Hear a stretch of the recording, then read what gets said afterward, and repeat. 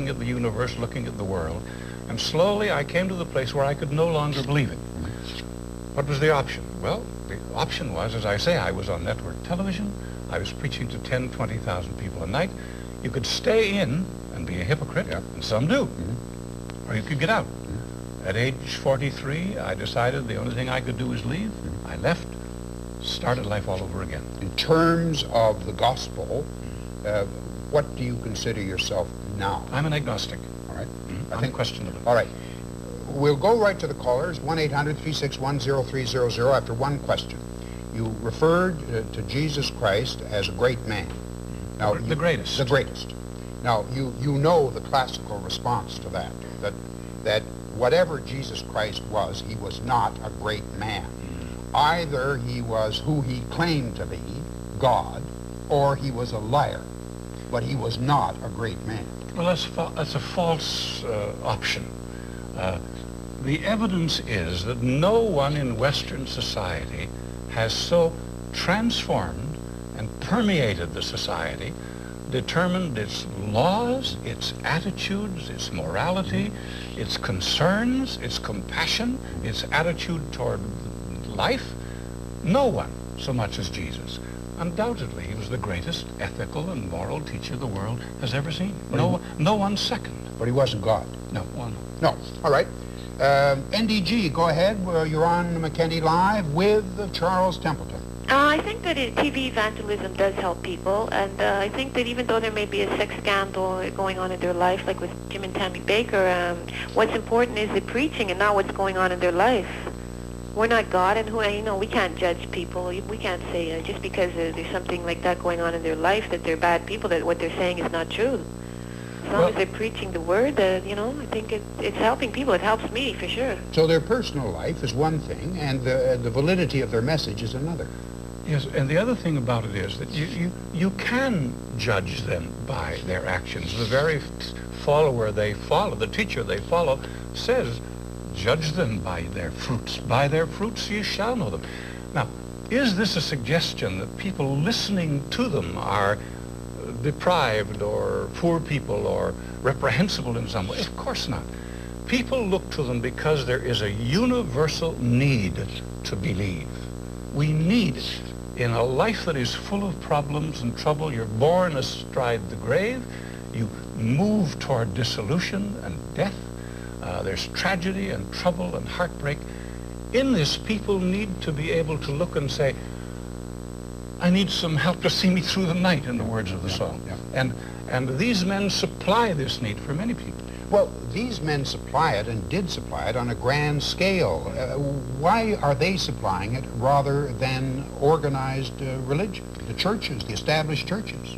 Well, you're right, Neil, because there's a decline in what I call the standard brand Protestant churches, the Anglicans, the Presbyterians, all sorts of and a serious decline in the Roman Catholic Church, not only of the numbers but of the priesthood. The only place there's any growth is among the Pentecostals and the charismatic churches. Now, why are the other churches not doing well? I think because, by and large, they're boring. Everywhere Jesus went, there was excitement. When the apostles went to a town named Thessalonica long ago, they said when they came in, these men who have turned the world upside down have come here also. There's not much excitement in church. It's pretty dull, it's pretty boring. And that's because there is a failure to say what Jesus was. And maybe it's quite irrelevant for more and more people. The lines are blazing, and we'll be right back with Charles Templeton after this short break.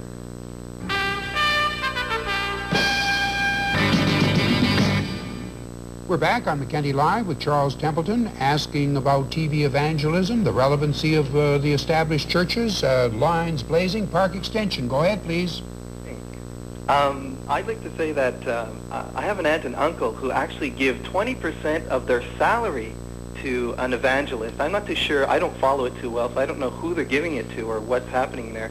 But then they ask them to get relatives to come to brunches and dinners and things like this, and they get them to sit down and listen to these people. My uncle asked my parents to go there, and my father was actually squirming in his seat. He didn't like it at all, and he he can smell a rat a mile away, let me tell you. I don't like these evangelists one bit. I guess, Charles, again, why do they influence so many people when there seems to be a total lack of sincerity, really? If I may, let me interject something, Neil, here. We must make it crystal clear that all TV evangelists are not crooks. Right. For instance, Billy Graham. Yeah. Now, Billy is one of my oldest, dearest friends. Yeah. We were each other's closest friend for a number of years. Yeah. You're seeing him next week. Billy is straight as a string. What you see is what you get. Billy doesn't take love offerings. He's on a salary. So they're not all crooks. There are good men among them, but too many of the prominent ones have been demonstrated to be something less than they are supposed to be. Yeah. Okay, Montreal, go ahead, please. Hello? Yes? Okay, my father's a minister, okay? He's a minister in United Church. And I'm outraged why Jimmy and Tammy Baker used millions of dollars, people's money, in order for their pleasure. I'm outraged about that. I told my father about that. He didn't say nothing about it. So does the TV evangelist racketeers, does this reflect on all churchmen? I suppose it does, inevitably, although some of these people are so far out, Neil. The excesses are so horrible. Financial excesses, Yeah. sexual excesses, an excessive bad taste, Yeah. that it isn't too surprising that it reflects on others. But I think a lot of people say, well, everyone is not like these. These are the prominent ones who quite honestly are pretty ignorant men who've been spoiled by having the world come to their door, by being welcomed at the White House. Yep, yep. Montreal, again, go ahead, please.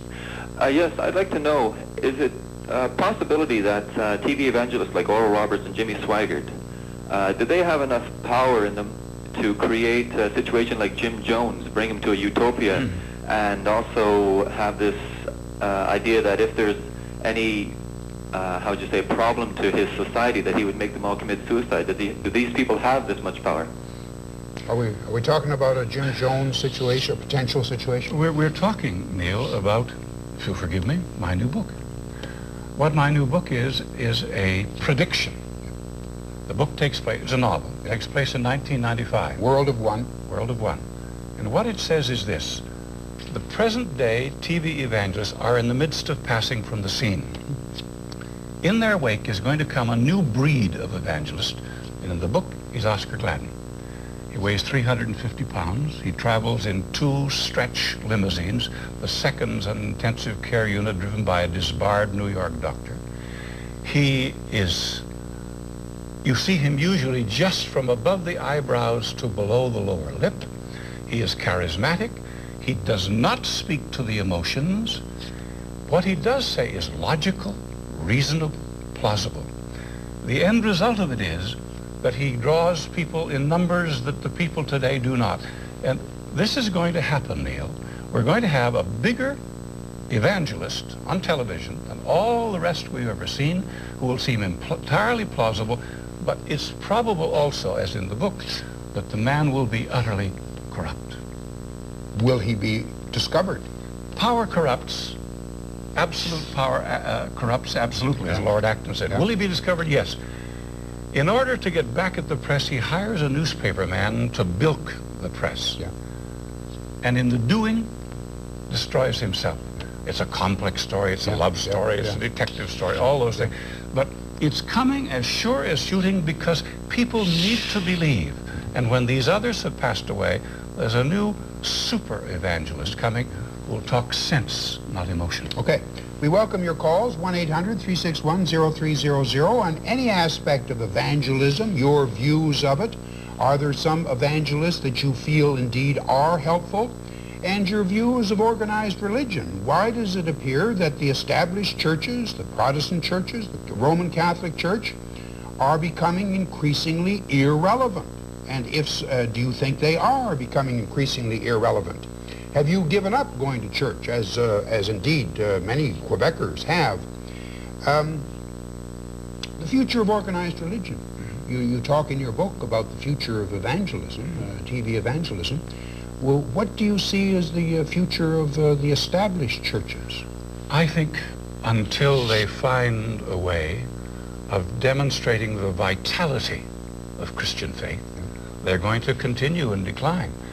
But Neil, the greatest body of thought in history, the greatest ground of morality, stability, good government, decency, is there, and it's there in the New Testament and in the Old.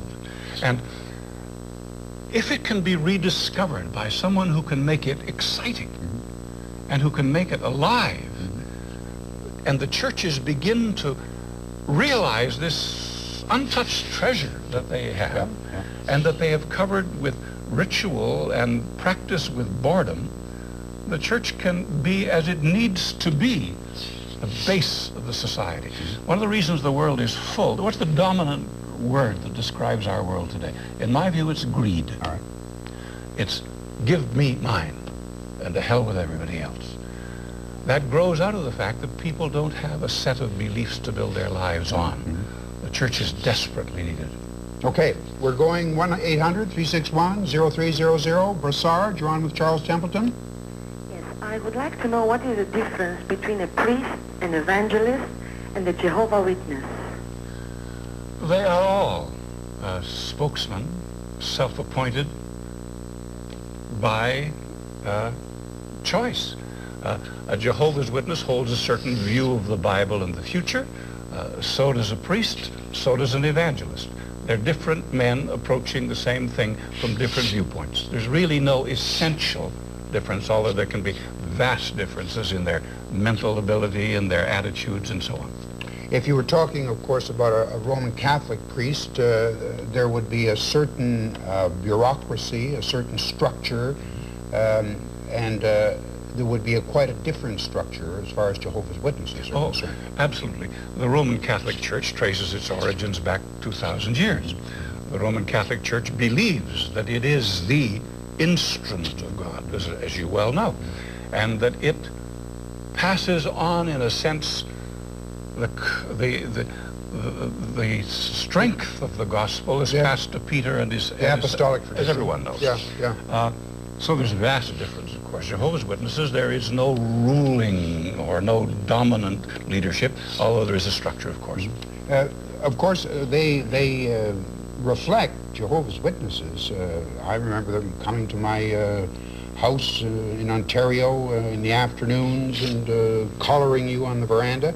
They have an extraordinary motivation, those people. Yes, they do. It's without using the word in an unkind sense, it's the commitment of the fanatic. This is the heart and soul and everything of their lives. Yeah.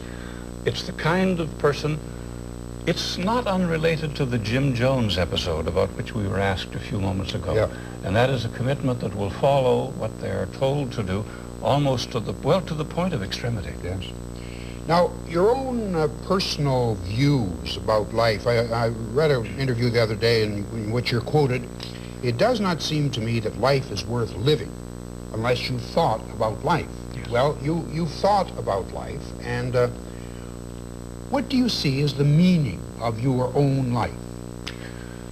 It grows out of what I have slowly come to conclude over the years, and it's really the reason I left the ministry. I look at life and I see two things.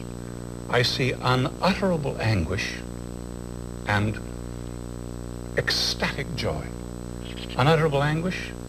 I look around me and I see a world that only exists because people and things die. You sit there, I sit here, our listeners sit where they are, because yesterday a steer died or a chicken died or a plant died. All life is built on death. You have to kill something, eat it, to live. Life is built on death. In the natural kingdom, right as we speak, Neil, because everything feeds on everything else, there are 10 million things dying at the moment. Terrible thought, but true. Our own lives end in death. We lose loved ones, we suffer sicknesses, a cancer strikes, so on. Now, I see this anguish. I have to get back to calls, but you'll finish your point. Very quickly. On the other side, I see beauty, mothers, a painting, a sunset, just the joy of existence. So I see horror and joy side by side. I say, it does not show to me a father. I cannot call that whatever is back of the universe father. I wouldn't treat my children that way. Brossard, go ahead, please. Yes, good morning, Neil. Good Morning. Mr. Templeton. Mr. Templeton, I'd like your reaction on something that happened last year with Oral Roberts when he said that his organization needed money and made the comment that the Lord would come and get him if he didn't get the money. Could I have your comment on that? That was one time that I half in jest prayed that the Lord's will be done. I don't mean that question. This is, you see, the evangelists, like as we've been talking about, are really the direct descendants of the old snake oil salesman who used to travel the country selling a nostrum that would cure everything. They pretend that the New Testament solves every problem, therefore they don't have to think. But, I mean, this is a kind of egocentric silliness. This is just ignorance, really, that says these things, and it's tragic that it has so many people who follow it, good people who follow it believingly.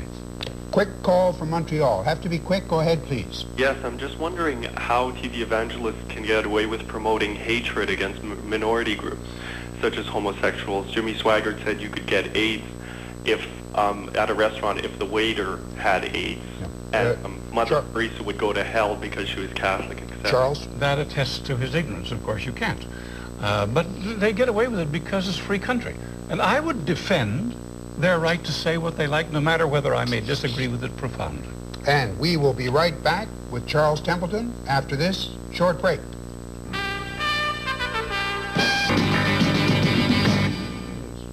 I want to thank Charles Templeton, but before we go, I want to ask you, why did you write World of One? Because I wanted to show, in the form of a novel, what is going to happen as a kind of prediction about 1995. And because I believe that this is the most important subject in the world, the whole area of religion. And you've done it, and done it powerfully, and thank you again, Charles, for being our guest. Tomorrow on McKenty Live, do you think animals have any rights whatsoever? See you tomorrow at 10. Neil McKenty's wardrobe provided exclusively by Henry Marks on Drummond Street and Westmount Square. Transportation for McKenty Live provided by Bernard Limousines, 353-5881.